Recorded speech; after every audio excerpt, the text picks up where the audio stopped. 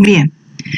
El objetivo de la asignatura Materiales para Ingeniería es que ustedes como alumnos conozcan los distintos tipos de materiales de uso industrial y que puedan desarrollar habilidades para seleccionarlos y utilizarlos en forma racional, todo tipo de material.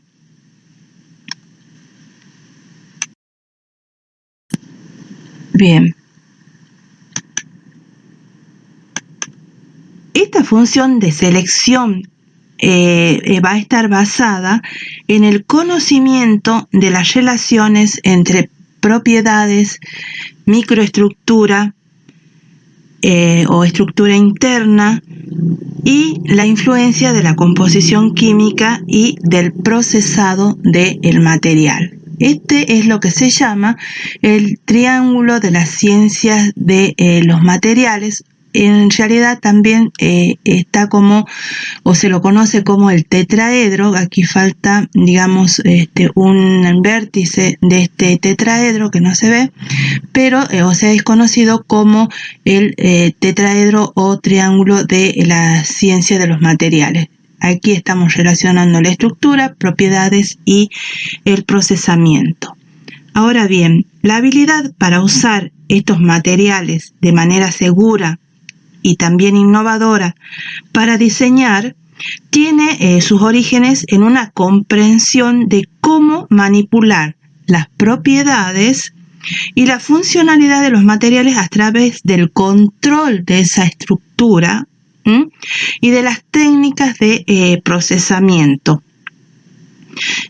del material, lógicamente, relacionando la estructura, la composición y las propiedades. Un ingeniero puede tener buenos criterios de selección para una aplicación particular.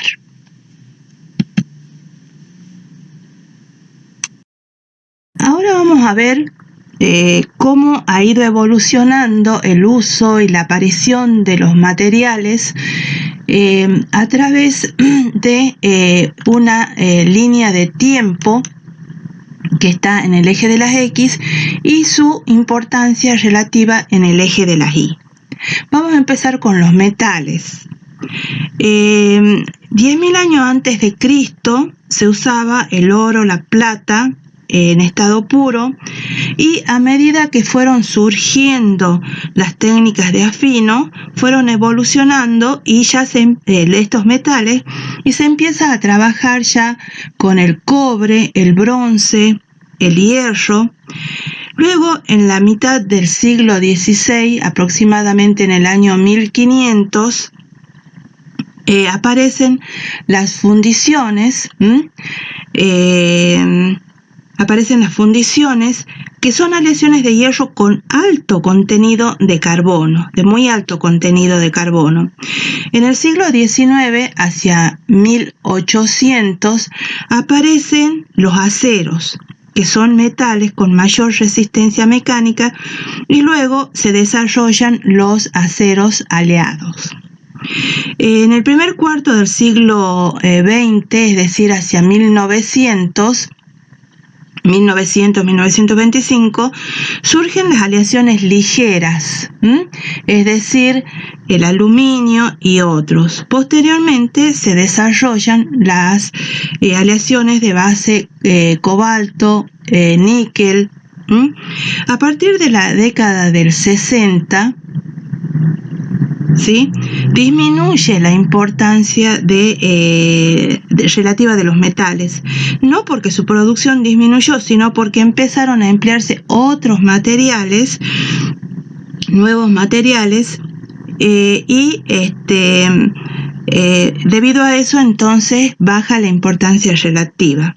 Ahora, con el desarrollo de nuevos materiales metálicos, empieza a subir de nuevo su importancia relativa. En cuanto a los polímeros, al principio aparecen las colas, ¿sí? Entre el siglo XVI y el siglo XVII se obtiene el caucho, y luego el caucho vulcanizado. Hacia 1900 apareció la baquelita, luego el nylon, el policarbonato, metacrilato, poliestireno, polipropileno, con propiedades, podríamos decir, comunes. Y posteriormente aparecieron los polímeros de mayores prestaciones, es decir, que polímeros que tienen un alto módulo de elasticidad y resisten altas temperaturas. En cuanto a los materiales compuestos, es decir, los composites que se llaman, al principio se usaba la madera, es decir, al principio de, digamos, 10 años, aquí en esta línea de tiempo empieza más o menos 10.000 años antes del advenimiento de Cristo. Entonces, se empieza a usar la madera, que es un material compuesto. El adobe también es un material compuesto, pues está compuesto de barro y paja, es decir, en una matriz de barro está colocada las fibras, que son la paja. Luego aparece el papel, que sustituye al papiro, y posteriormente, a partir de la mitad del siglo pasado, más o menos a 1950, disminuye su importancia en comparación con los metales y los polímeros. A partir de los 70 y los 80, digamos de la década de los 70 y de los 80, retoma su importancia con la aparición de nuevos materiales compuestos, por ejemplo el hormigón armado. Y en la década de los 80 aparecen los CERMET, luego aparece la fibra de vidrio, fibras de carbono, Kevlar, con dicho material se hacen los chalecos antibalas, compuestos de cerámica para transbordadores espaciales. En cuanto a los materiales cerámicos, pierde su importancia, ¿no es cierto?, antes de la venida de Cristo, hasta la mitad del siglo pasado, hasta 1940, 1950. Al principio se utilizaba el sílex, luego se empezó a utilizar el vidrio, aparecen los materiales refractarios. Si ustedes hacen una línea, ven que más o menos en la misma época que aparece los aceros, empiezan a utilizarse también los refractarios, porque los refractarios son materiales que son, digamos, muy requeridos en los hornos de producción de acero y de todos los demás metales, y en todas las industrias se utilizan los materiales refractarios.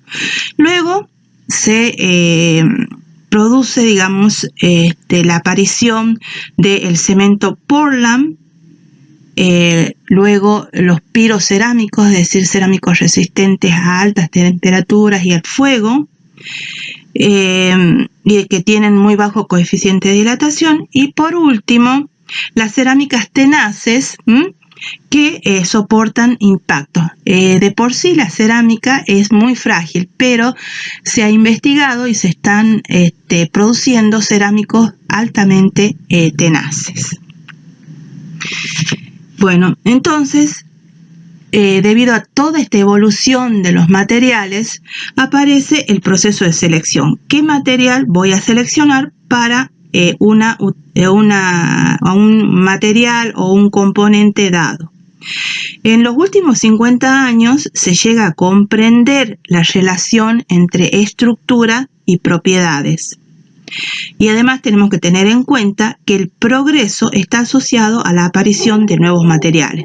La fabricación de autos, el acero, la electrónica, los semiconductores. Generalmente el acero se desarrolló con fines bélicos, ¿no es cierto? O sea, tener un mejor material para las armas, sobre todo en la Primera Guerra Mundial, en la Segunda Guerra Mundial.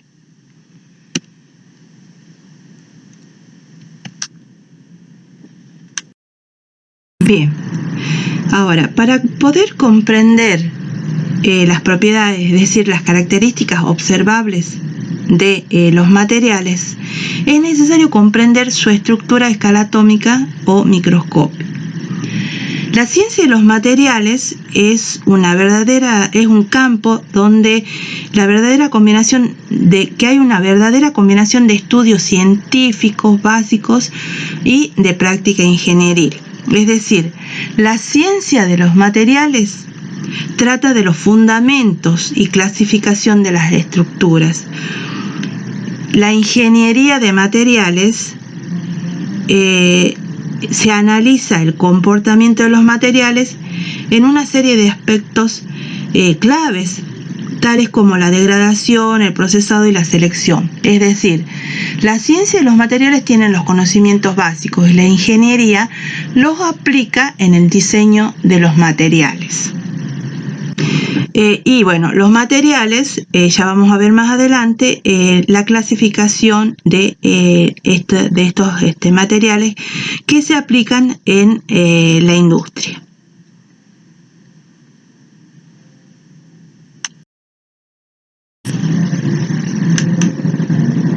Bien, la relación estructura-propiedades. Las propiedades de los materiales son el resultado directo de los mecanismos que tienen lugar a escala tanto atómica como microscópica. Si queremos comprender las propiedades de los materiales, es decir, las características que nosotros observamos de ellos, es necesario primero comprender su estructura a escala atómica o a escala microscópica. Las propiedades de los materiales son el resultado directo de mecanismos que suceden tanto a escala atómica como a escala microscópica. Hay un tipo especial de arquitectura que ustedes conocen bien a escala diminuta,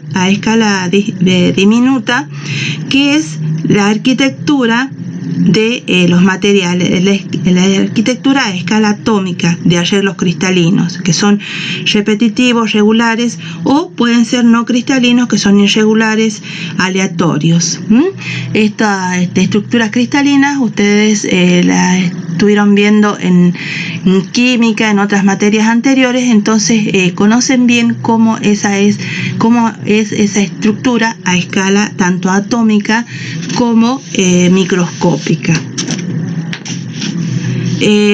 Bueno, entonces hay una arquitectura tanto a escala atómica como a escala microscópica. La diferencia de escala es que a nivel atómico es aproximadamente 10 millones de veces que hay que ver.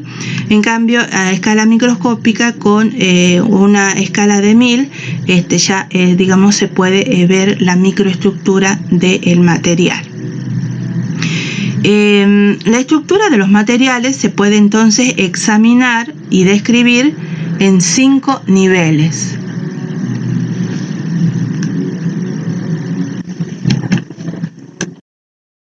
Bien, esos niveles son la macroestructura, que es la estructura del material a nivel macroscópico, la escala de longitud es aproximadamente de 1000 nanómetros. Entre las propiedades que constituyen la macroestructura están la porosidad, los recubrimientos superficiales, las microfisuras internas o externas. Luego tenemos la microestructura, que es la estructura del material a una escala de longitud aproximadamente de 10 a 1000 nanómetros, comprende propiedades como el tamaño promedio de grano, la distribución de ese tamaño, la orientación de los granos y otras propiedades que están relacionadas con los defectos de los materiales. Luego viene la nanoestructura, que es una estructura de tamaño intermedio entre las estructuras moleculares y microscópicas, la estructura atómica, y luego los arreglos atómicos de corto y largo alcance. Eso ya es escala de el átomo o de cómo, digamos, se configura el átomo.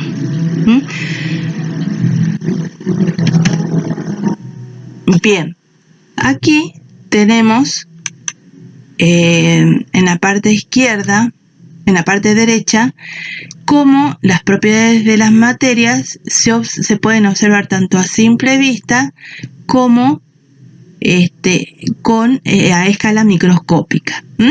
Se pueden, es decir, las propiedades macroscópicas se observan a simple vista y son tales como el color, la forma, la densidad, la dureza. Y las microscópicas se necesitan, ¿no es cierto?, microscopios de tipo, pueden ser ópticos, electrónicos.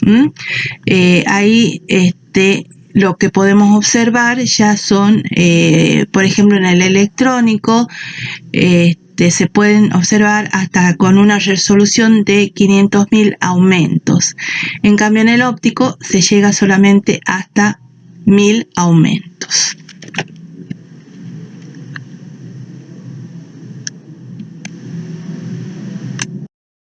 Ahora, ¿qué es una propiedad? Ahí tienen varias definiciones de propiedad. Según la Real Academia Española, es un atributo o cualidad de alguien o algo. Un sinónimo de propiedad es una cualidad, una característica. Y según Callister, que es el autor de uno de los libros de ciencia de los materiales, las propiedades de un material se expresan en términos del tipo y magnitud de la respuesta a un estímulo. Es decir, para cada propiedad existe un tipo característico de estímulo que puede provocar una respuesta. Por ejemplo, ustedes tienen las propiedades mecánicas, por ejemplo, relacionan la deformación con la carga aplicada, es decir, un material se deforma según yo le aplique una mayor o una menor fuerza. Es decir, la carga aplicada se puede determinar, ¿no es cierto?, el módulo de elasticidad y la resistencia. Ahora, ¿por qué se estudian los materiales? Porque siempre hay problemas de diseño donde intervienen los materiales. Ahora, la cuestión para el ingeniero es y será elegir el mejor material o el material más adecuado entre varias posibilidades de materiales. Los criterios en los que se basa el ingeniero para seleccionar un material o para elegir finalmente un material son las condiciones en que está inmerso el material, es decir, las condiciones de servicio. ¿Qué pasa cuando el material no reúne las condiciones ideales? La degradación, es decir, en qué ambiente está el material, si está en un ambiente que hay mucha humedad, menos humedad, si también puede ser en un ambiente que tenga, cerca del mar, por ejemplo, un ambiente muy salado, que tiene mucha sal cargada, digamos, en la atmósfera, y también, por supuesto, el costo. Dentro de las propiedades tenemos las mecánicas, las eléctricas, térmicas, las magnéticas, ópticas, químicas y otras propiedades.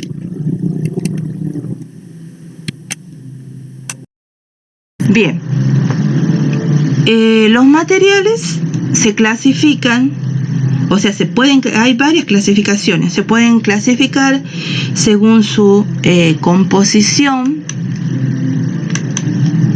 según sus propiedades y aplicaciones, y también atendiendo al ordenamiento espacial de átomos. Según su aplicación es la que tenemos en este gráfico, es decir, materiales metálicos, metales y aleaciones, materiales cerámicos, polímeros, compuestos y los materiales electrónicos, dentro de los cuales están, digamos, los semiconductores. Vamos a ver nosotros ahora, vamos a tomar la clasificación según la composición. Ahora, tenemos que tener en cuenta que las tendencias actuales en los materiales es atendiendo a la disminución del coste energético, es decir, tratar de ocupar menor energía, la reducción de peso. Eso ustedes, ¿no es cierto? Por ejemplo, los autos antes, en 1920, 1930 eran unas estructuras muy pesadas. En cambio, ahora ustedes han visto que parte de esos componentes de los autos han sido sustituidos por otros materiales más livianos. Entonces se trata siempre de reducir el peso de, digamos, los componentes de las estructuras. Pero sí, sin detrimento de su resistencia, es decir, podemos reemplazar un material por el otro, pero no tiene que perder la resistencia. También la reducción de contaminación y la biodegradabilidad. Bueno, entonces, atendiendo a esta clasificación química, vamos a ver cada uno de algunas características de esos materiales.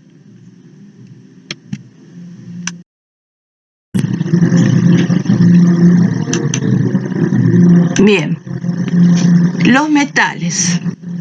Los metales son sustancias inorgánicas, fundamentalmente metales sin conformar óxidos ni sales metálicas.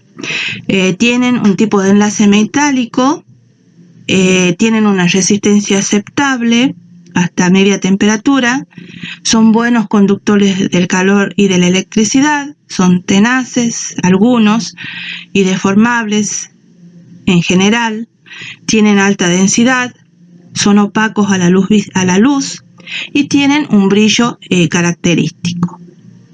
Los materiales, ejemplo de esto tenemos los aceros, aluminio, cobre, titanio, superaleaciones y otros. Los materiales cerámicos son sustancias inorgánicas no metálicas formadas por un metal y un no metal. Tienen un tipo de enlace que puede ser iónico o covalente o una mezcla de ambos. Son malos conductores del calor y de la electricidad. Son frágiles. Son indeformables, tienen resistencia a altas temperaturas y a ambientes agresivos, tienen densidades medias, altas durezas y son, como les decía, altamente frágiles. Ejemplo de ello, los ladrillos, las porcelanas, vidrios, materiales refractarios y otros que vamos a ver ya en una unidad aparte. Los materiales poliméricos son compuestos de sustancias orgánicas en base al carbono, hidrógeno, oxígeno y otros elementos no metálicos. Tienen enlaces interatómicos covalentes formados por largas cadenas lineales o redes con nula o media cristalinidad. Son resistentes solo a bajas temperaturas, algunos. Son malos conductores del calor y de la electricidad. Hay algunos que son frágiles, tenaces y plástico otros. Tienen bajas densidades, tienen baja temperatura de trabajo y son aislantes térmicos y eléctricos. Por ejemplo, el polietileno, poliéster, nylon y muchos otros que ustedes conocen porque, digamos, su carrera está, digamos, orientada hacia el conocimiento químico, ¿no es cierto? Entonces, ya de esto más o menos tienen conocimientos previos. Ahora, los materiales compuestos, es decir, son materiales que están compuestos por dos o más materiales que hemos citado anteriormente, es decir, metales, cerámicos o polímeros. ¿Y para qué se hace, digamos, esta composición? Para mejorar las propiedades débiles que tienen cada uno por separado, pero conservando fuertemente su forma inicial.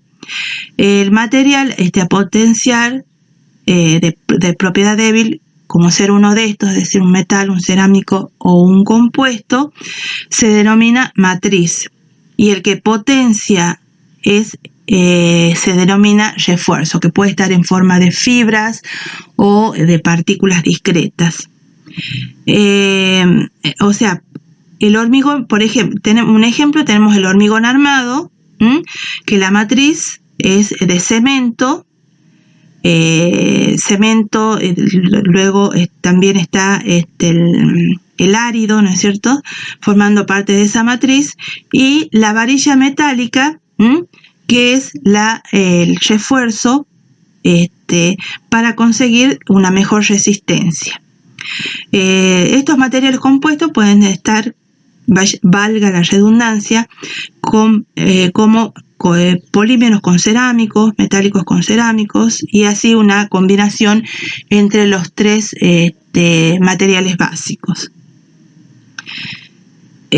Aquí en esta figura tenemos fibras, como ustedes pueden ver, de refuerzo en una matriz polimérica, y en la figura de la derecha tenemos un palo de golf de un material compuesto que se obtiene por moldeo de una resina epoxi reforzada con fibra de carbono.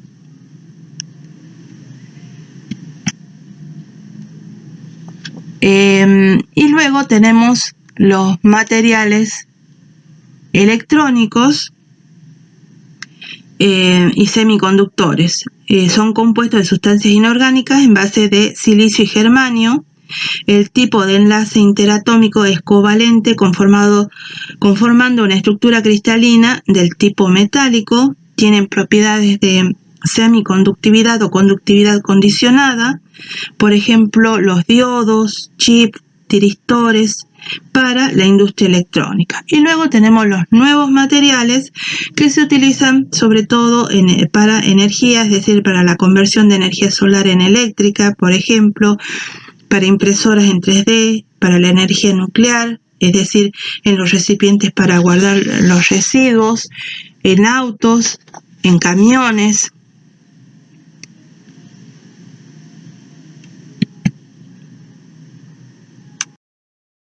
Bien, entonces habemos visto que las propiedades de los materiales dependen sobre todo de la estructura, es decir, de la microestructura de la composición química. Es decir, toda esa estructura va a estar, y la composición química va a estar reflejada en las propiedades de los materiales. Ahora, también, digamos, esas propiedades van a depender del procesado, es decir, de la historia que tiene el material hasta llegar a un producto terminado. El empleo de los materiales en la tecnología moderna depende en última instancia de la habilidad para fabricar esos materiales. El estudio del procesado de los materiales se realiza o tiene dos funciones. En primer lugar, proporciona un conocimiento completo de la naturaleza de cada tipo de material. Y en segundo lugar, que es lo más importante, permite apreciar los efectos de la historia del procesado sobre las propiedades. Es decir, lo que nosotros percibimos, es decir, las propiedades, van a ser el producto de la microestructura, de la composición química y también de todo el proceso que ha sufrido el material hasta llegar a nuestras manos. Es decir, desde que se obtiene el metal hasta que llega como producto terminado, de ese procesamiento van a depender también las propiedades.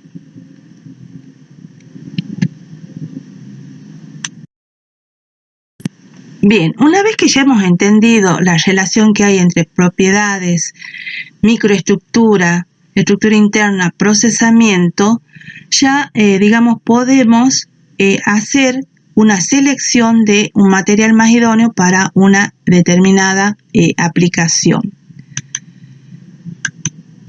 La selección de materiales se basa o es la decisión práctica final que debe adoptarse en el proceso de diseño en ingeniería y puede determinar el éxito o fracaso final del diseño.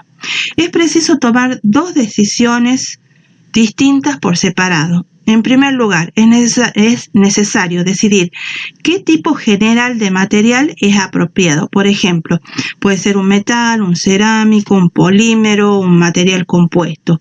En segundo lugar, dentro de cada uno de esos grupos, es decir, debe encontrarse el mejor material específico dentro de cada categoría. Por ejemplo, es preferible una aleación de magnesio o una de aluminio o un acero. Los métodos para la selección de materiales se basan en una serie de parámetros que pueden ser físicos, mecánicos, térmicos y eléctricos, que además determinan la utilidad del material y además, debido al alto número de factores que afectan la selección de materiales, se determinan las propiedades más relevantes para la función que estamos requiriendo. Existen dos métodos para la selección de materiales. El primer método, que es el tradicional, permite al diseñador escoger el material que cree más adecuado para la tarea. Este método se basa en la experiencia, es decir, bueno, yo ya hice una estructura de este tipo y este material me resultó bueno. Eso es un resultado de la experiencia. Hay otro método, un segundo método, que es un método gráfico, donde se utilizan unos diagramas llamados diagramas de Ashby, que son diagramas de burbuja que relacionan dos propiedades e incluyen índices de desempeño. Además, se necesita o es necesario el uso de herramientas digitales debido a la gran cantidad de materiales que hay.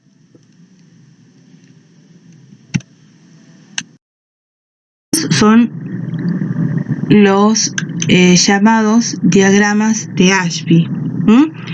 Es decir, este diagrama de Ashby proporciona un medio rápido y sencillo de observar cómo diferentes clases de materiales, si ustedes observan, se desempeñan en términos de propiedades específicas. Este está en función está la densidad en función de tenemos la densidad versus la resistencia mecánica, o resistencia mecánica versus la densidad. Y se usan software, EduPack y otros que, por supuesto, hay algunos que no hay algunos, hay que adquirirlos, hay que comprar para poder realizar estas selección de materiales a través de estos diagramas llamados de Ashby, que es quien lo diseñó.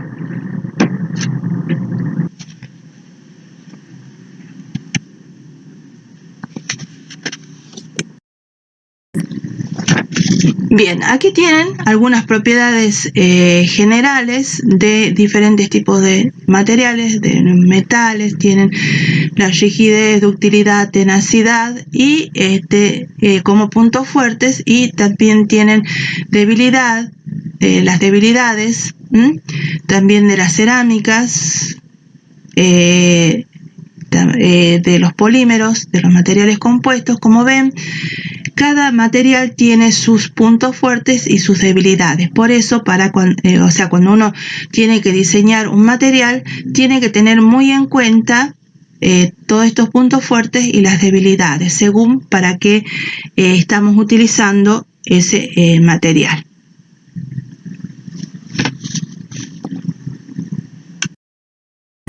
Bien, aquí en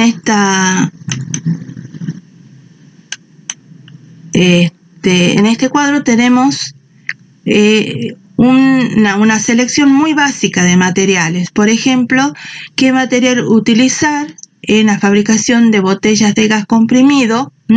Sabemos que aquí dentro de esta botella va a haber altas presiones, entonces entre un metal, un cerámico, un polímero, un semiconductor, un material compuesto, ¿qué material o cuál de los materiales elegimos para hacer estas botellas? En este caso estamos haciendo una primera selección que, se acuerdan ustedes, es una competencia entre los distintos materiales. Entonces, entre estos vamos a ver que los materiales compuestos tienen muy buena resistencia, muy buena ductilidad, pero son muy caros para este tipo de botellas para gas.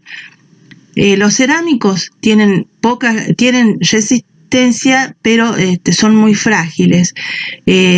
A las grandes presiones pueden no resistir, entonces también se descarta.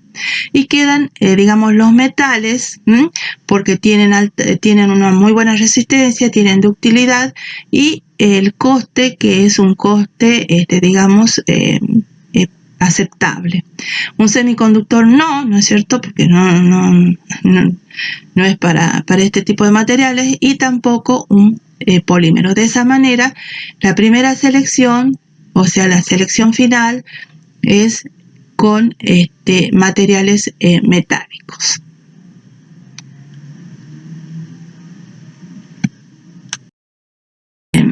Por último, vamos a hacer un resumen de lo que hemos visto hasta ahora. Entonces, tenemos que los ingenieros, para digamos, trabajar en componentes industriales, tienen 5 grandes grupos de materiales, es decir, los metales, la cerámica, los polímeros, materiales compuestos, y los semiconductores, que entran dentro de los materiales electrónicos.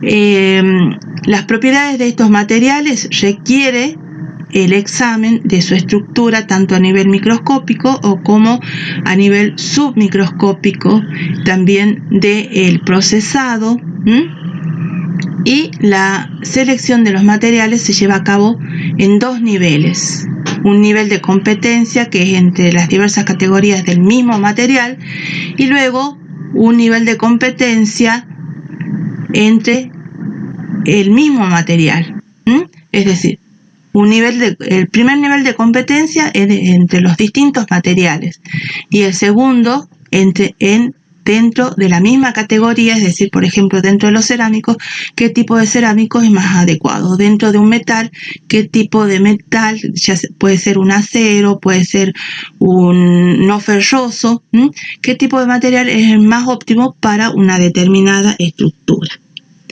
Bien, hasta ahí entonces esta primera introducción a los materiales para ingeniería.